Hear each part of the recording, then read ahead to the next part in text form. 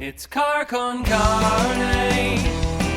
Let's eat in the car. It's Car Con Carne. And now here's the star of our show, James Van Alstyne.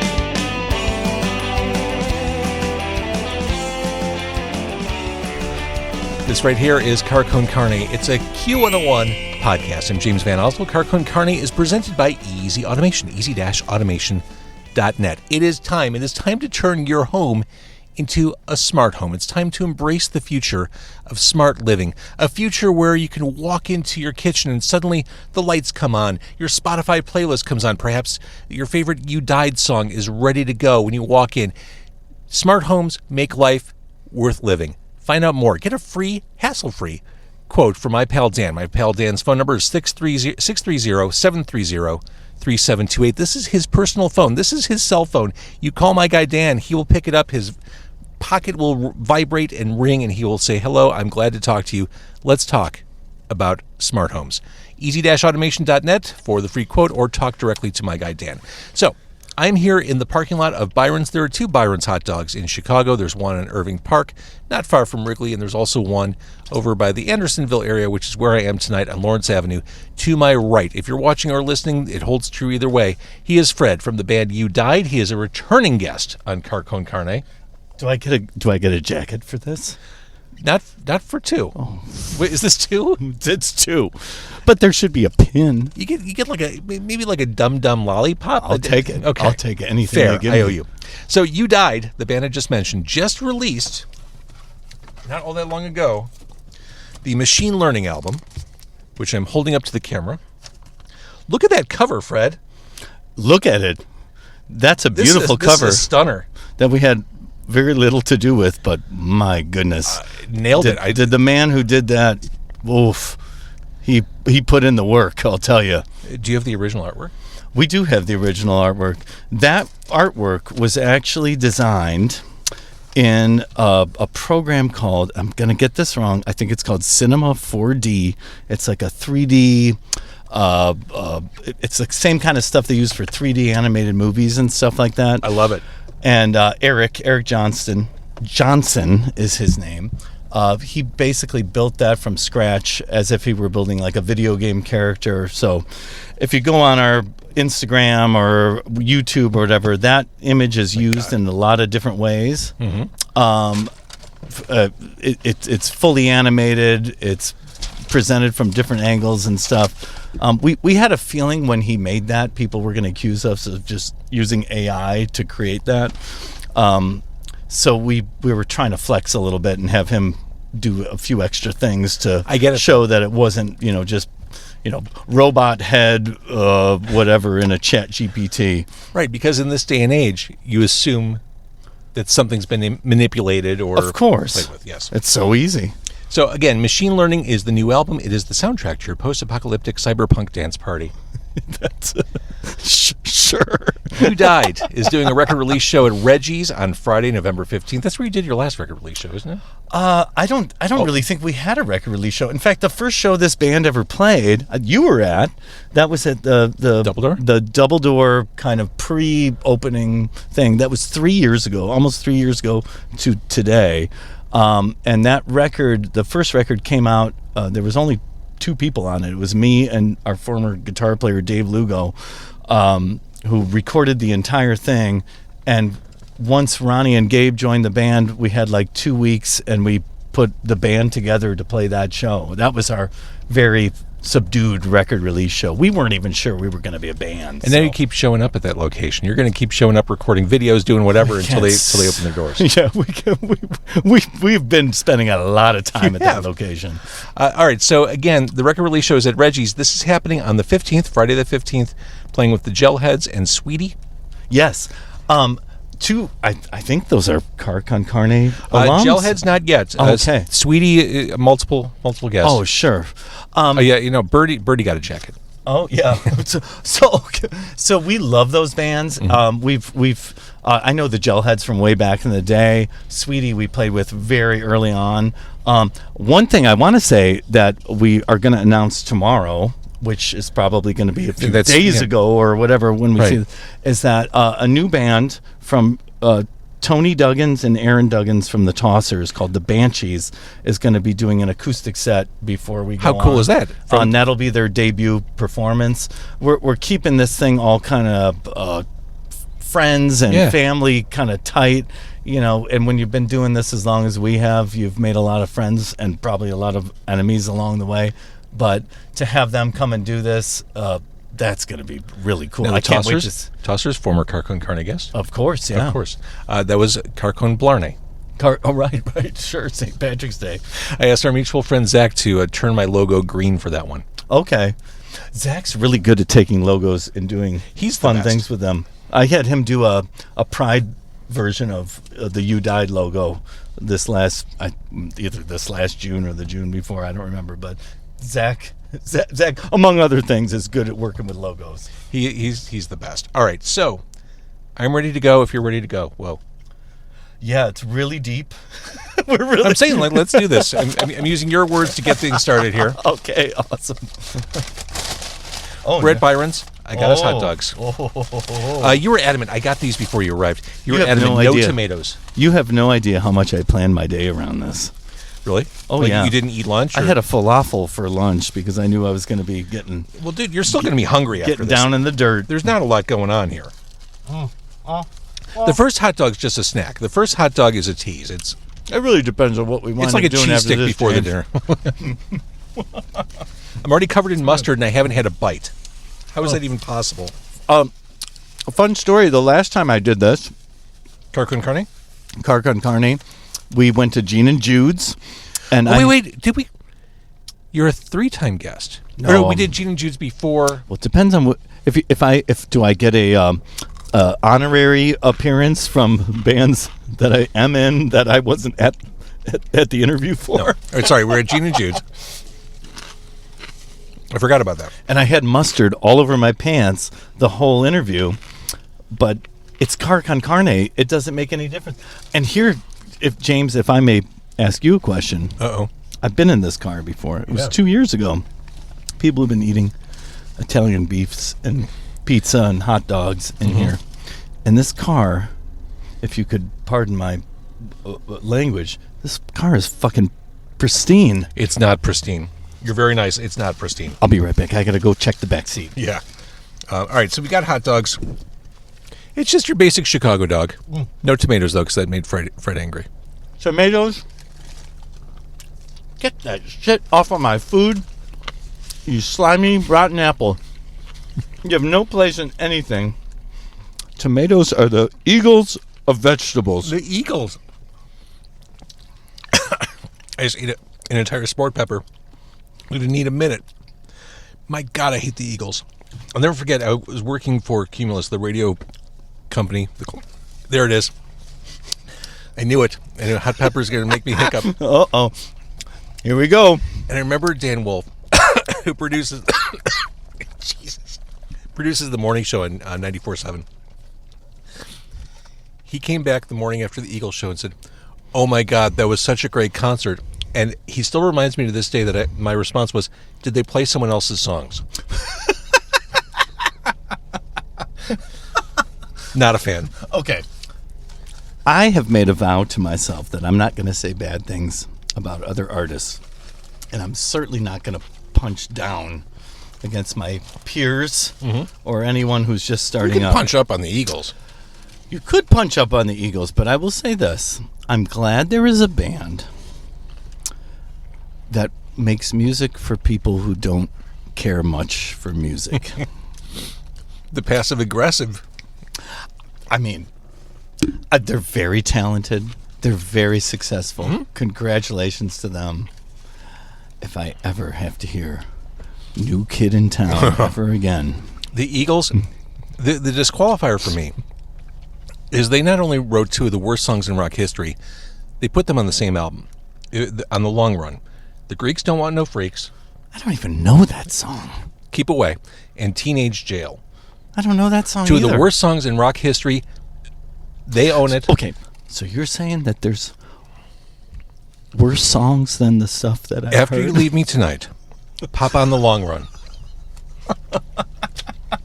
And don't get fooled by In the City, which is a great fucking song. Great fucking Joe Walsh song. I bet it's all right. I'm covered in relish. What were we talking about? We're talking about You Died. Machine Learning is the new album. I'm crying from the hot peppers, but I don't want to touch my eyes because I'm afraid I might have... No, trust me. The hot sauce, that whole hot sauce game, that's all me, baby. And it's pain and suffering all the time. Do you have a shocking amount of celery salt on your dog? I don't really notice. I got to be honest with you, James. When I eat a hot dog, I just want meat and bun, and I do this Chicago style because I feel like I have to. Oh yeah. So I don't really know. I eat hot dogs. Half the shit is already on the wrapper. I eat hot dogs, Italian beef, at light speed because, to me, both those things are a race against the clock. The bun's only going to hold for so long. Yes. We like wet food in Chicago. Italian beef. Chicago steamed.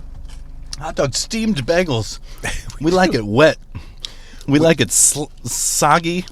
It's not a comfortable eating experience. You want to just get it over with. It's not a car eating experience. How about that? It's certainly not. It's okay if you bring it home and put it on a plate. There's not a crumb in this car.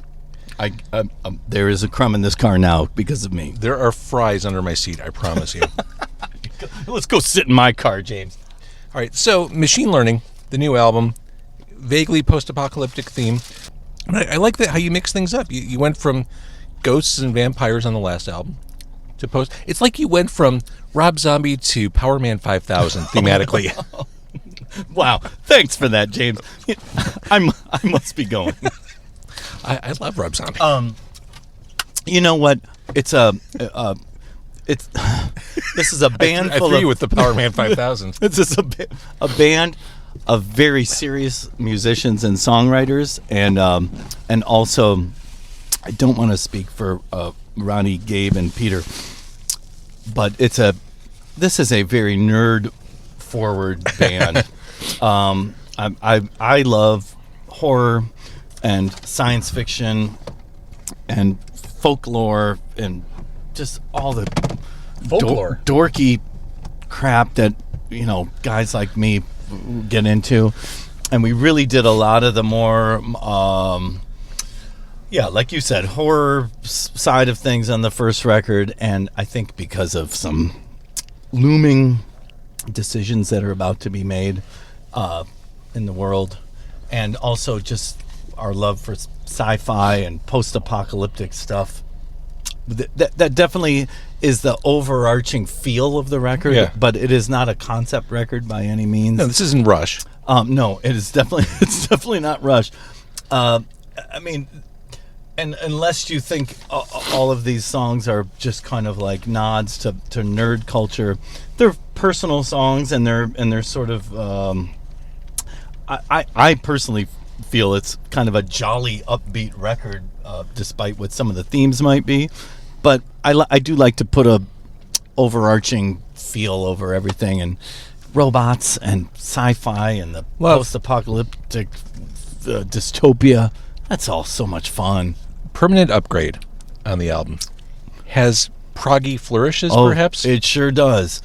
Yes, that song, and that was a very difficult decision where to put that on the record. That's a song about a friend of mine who passed away in the last year, who actually was in this band, Mary Tyler Morphine. I remember Mary Tyler Morphine. And she was a wonderful person. She was a very stubborn, determined ball buster of a human being, and I wanted to do a song that was a little bit more mechanical and didn't show off the band so much. It's sort of a tribute to her. Everybody in this band is really, really talented, and I wanted to make sure that no one was, hot dogging it too much on that song. And I think we pulled off something really a great tribute to a friend. So, and I didn't know that, and I think it's one of the best songs on the album. Oh, thank you so much. That was a tough song to write, and I'm glad you. Tough song emotionally to write, so I'm glad you feel that way. I'm glad people generally feel that way. So this time around, the entire band was in the studio, different from last time. Did you have to give up a little? Was that hard for you to do? No, in fact, it was it was a relief to have. Ronnie DeCola and Gabe and Peter are incredible musicians and very creative. So we basically started out all the songs with me giving them a really rough demo of, the structure and the chord progression and what it was going to sound like, and they basically had the freedom to do whatever they wanted with this. And they're all very talented, like technically talented musicians, but very, very creative too. The only challenge with this record was that everybody plays in 50 other bands. The coordinating schedules and it was weird for me because I'm not a very organized person, but I really wanted to do this record, and I knew when I wanted it to come out. If you're a band like us that nobody's really heard of that much, you have to keep yourself on the map. So if we would have waited to put this out until next spring or summer, people would probably just be sick of our shit by then. So I had to pick a release date, build it back, and then build a calendar to schedule everybody in the studio, and that was the biggest challenge. Other than that, creatively, it was a breeze. It was a pleasure to see what these guys brought to the song ideas I came up with to just make them that much better. It was really, really cool. I really like listening to it. We tried to make a record we wanted to listen to. It sounds big. Cool. Yeah. It sounds Thank big. you. Last time we talked about the last album, I think I mentioned that Twilight Zone by Golden Earring was a courageous song to cover. Yeah. Not to rest on that, you covered Cities and Dust by Susie and the Banshees on this album. Yeah. And we did that because it was a really bad idea to do. No, it wasn't. And by that I mean, anytime where we look at a cover song to do, I kind of search around and see who's done it of note, and what did they do with it? Did they change it? And you don't want to do something everyone else has covered. Well, right, sure. And Susie did that song, and the only notable artist I've seen who's covered it was Garbage, and Shirley Manson is an expert at what she does. So I thought, let's do that. There's no way we're good enough to pull that off. And I think it came out really nice. It did. The drum intro on that is fucking huge. My God. And that was totally... We were going to try to do it by the book, but Ronnie came up with that kind of tribal drum intro, and it sounds so cool. And also, when we pick cover songs, we like to pick stuff that kind of speaks to our youth or our like coming up or whatever. Yeah. And that scene, Susie and the Banshees and Sisters of Mercy and The Cure and Depeche Mode, those were sort of universally accepted bands by punk bands and metal bands and everybody else. And I think I don't want to say that's missing from music today, but there's something transcendent about songs like that they're just fun to do. I don't think we necessarily did it justice, but goddamn, did we have a fun time. I love it. I doing think it's super fun. Aqua Tofana? Yes. You do some fun stuff vocally on this one. You have this kind of like staccato delivery, but you also, in delivering it, you kind of bounce between almost spoken word to falsetto. Yeah. So that song is it's about a historical event. There's a nerd. Woman, there was a woman named Giulia Tofana in Italy. How long is this podcast? In like the 1600s, she owned a cosmetic shop, and she built a franchise. There were several of them throughout Italy, and she sold... You're telling me this like I don't already know it. Do you don't know No, that I story? don't know. Oh, my goodness. It's a great story. Anyway, I'll make it quick. She basically created a poison that... back then, women didn't have many rights. If you were in a bad marriage, there wasn't really a way to get out other than going to this cosmetic shop and getting something called Aqua Tofana, which was a blemish remover, metaphorically and figuratively, and you could administer some. This is an amazing story. You could administer some to your husband every day for a month, and after 30 days they would fall ill and they'd be gone. And so that was a very easy song to write because I thought it was such a cool story. That's an amazing story. And, it's... That's so good. You could have made that up. I don't like violence, but that seems a little justified, right? I mean... For sure. All right. Back in the day. Let's get to the hit. Armored Core. Most obvious song on the album. I'm glad you led with it as the lead track. It's super hooky. I mentioned I'm ready to go. If you're ready to go, well... Yeah. tell me about the genesis of this. I like to do... This is kind of corny. I like to do sort of, rile them up, get them going, start those engines kind of songs.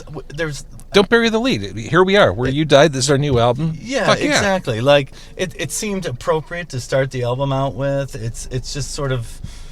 It's fun. It's empowering. It kind of gets the blood flowing, and it's very simple. I was watching Paul McCartney in an interview, and somebody asked him, what's the key to like having universally loved songs, and he said easy lyrics. And what's easier than oh and I'm ready to go? Like, it doesn't get any easier than that. So what you're saying is, if you like the Beatles, you're going to love You Died. If you like the if you don't like the Beatles, you're going to love You Died. Because, I don't want to get into a whole nother one of these, but they're the Beatles. They're all right. Armored Core, there's a video for this. Now, the video shot at the Double Door Space, which is going to open. But until it does, you're just going to keep doing shit there. We're just going to, we'll do our No, next once video they open, you're not going to get booked We'll for never anything. be allowed back in there again. Before the public can access it, you're there every goddamn day. But once they're selling tickets, You Died is persona non grata. Yeah. We'll never play a show at the Double Door. So there's a video for Armored Core. This looks like the kind of cybersecurity videos I have to watch at work. Like for compliance. It's actually an employee training video. Yeah, that's it. So I'm gonna butcher. I do it every time I butcher her last name, Sarah Giroux. Who took Fred is not a native French speaker. No. Oh my goodness. Long story, but yeah, I'm not a native French speaker. Zach Spangler did our last video. He was on board to do the video for this song, and he got caught up with somebody. Was it me? No, it wasn't you. It was just the station. He works for station Q101. Needed him. Car Con Carne is a Q101 podcast, And Zach is a Q101 person. I was getting a feeling that Zach wasn't going to be able to do this, and I started reaching out to Sarah, who did some camera work on our previous video. And right as I was reaching out to Sarah, Zach texted me and he said, "Hey, you should reach out to Sarah, have her do this." And Zach is very good. Sarah did a great job, but I was in awe of how she commanded a crew of about 16 people to do this video. Yeah, no small feat. We shot it all in about 4 hours, from setup to tear down to I'm in my car. That's impressive. It was unbelievable. There was no extra shooting done. She cut that thing in about 3 days, and it's really, it looks really awesome. cool. And the song is so great. Armored Core. Again, the new album, the new You Died album, the full band recorded album, Machine Learning. I want to ask you, speaking of the full band, Boss Fight is toward the end. That's straight up instrumental. Was there ever an intention to put voice on that? Not really. I wanted to do an instrumental. There's a lot of vocals on this record, and there's a lot of just one right after the other, hard rockin', kind of party songs. And I thought about, am I going to need a break when we play this live? And also, anybody who buys this record or streams this record, are they going to need a break from hearing my voice? An audio sorbet, if you minutes? And Boss Fight, that kind of came together. I wanted to do something quick and easy as an interlude. And Peter came in. Peter joined this band right before we went in the studio, the lead guitar player. A peerless guitar player. And just created such a fun little melody over those chords. Yeah, watch this coming up. That's why they're not $15, everybody. Records aren't $15 anywhere anymore. Oh my God. That's a different The last time podcast topic. I bought it. Hey, James, I bought a record player so I could listen to this thing. Did you?